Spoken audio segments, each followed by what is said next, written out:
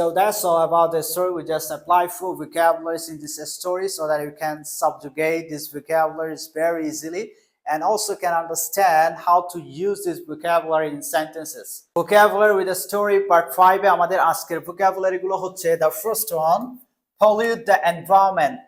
Pollute the environment, that means পরিবেশ দূষণ করা। Pollute দূষণ করা, the environment পরিবেশ। Number 2 cut down trees, গাছ কেটে ফেলা বা গাছ কাটা। Cut down, কেটে ফেলা, trees, গাছ। Okay.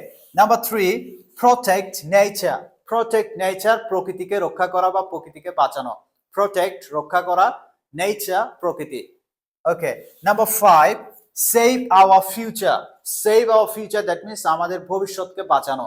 ওকে, এখন এই চারটা vocabulary আমরা এই শর্ট স্টোরিতে অ্যাপ্লাই করেছি। এর মাধ্যমে আমরা vocabulary গুলো আয়ত্ত করতে পারবো এবং vocabulary গুলোর অ্যাপ্লাইটা কিভাবে করেছি বাক্যে সেটাও বুঝতে পারবো। So let's get started. প্রথমে আমরা বাক্যটা পড়ি, আমরা প্রতিদিন পরিবেশ দূষণ করি এবং গাছ কাটি। ওকে, এখানে প্রথমে সাবজেক্ট লিখবো আমরা, আমরা দ্যাট মিন্স উই। তারপর এখানে মূলত ভার্ব হচ্ছে দূষণ করা। আমরা একটা ফ্রেজ লিখেছি পরিবেশ দূষণ করা, that means pollute the environment. পরিবেশ দূষণ করা অর্থ কি? pollute the environment. Pollute the environment. Okay, we pollute the environment প্রতিদিন, every day. Every day.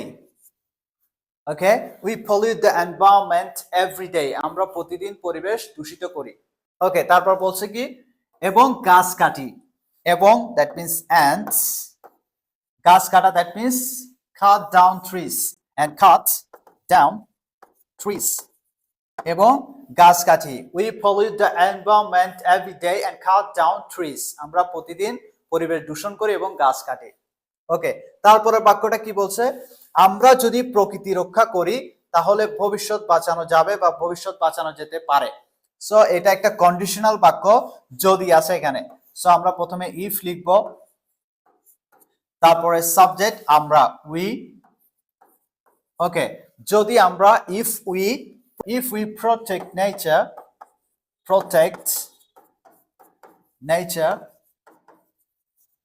if we protect nature, যদি আমরা প্রকৃতি রক্ষা করি তাহলে কি করব? তাহলে ভবিষ্যৎ বাঁচানো যাবে। সো তাহলে we can আমরা পারবো। সো ভবিষ্যৎ বাঁচানোর ইংরেজিটা কি?